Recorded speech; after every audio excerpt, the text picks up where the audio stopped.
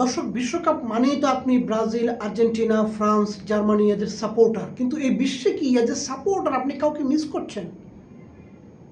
এই সময় নবীন প্রজন্মের যারা সাপোর্টার তারা তো মেসিকে দেখেই আর্জেন্টিনাকে সাপোর্ট করছেন, তারা তো ক্রিস্টিয়ানো রোনালদোকে দেখেই পর্তুগালকে সাপোর্ট করছেন। ঠিক তারা অনেকে নেইমারকে দেখেই কিন্তু ব্রাজিলকে সাপোর্ট করছেন।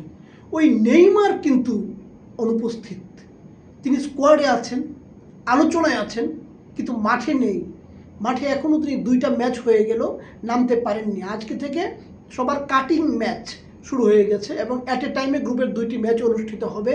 এইখান থেকে পরবর্তী রাউন্ড অফ 32-তে কে যাবে এটা নির্ধারিত হবে এবং শেষ রাউন্ডের যে খেলা সেখানে স্কটল্যান্ডের বিপক্ষে হয়তো নেইমারকে কিছু সময়ের জন্য মাঠে পাওয়া যেতে পারে, কিন্তু তাকেই তো সবাই মিস করছে, কারণ তাকে আইকন ভেবেই কিন্তু এই কোটি কোটি ব্রাজিল সাপোর্টার গড়ে উঠেছে।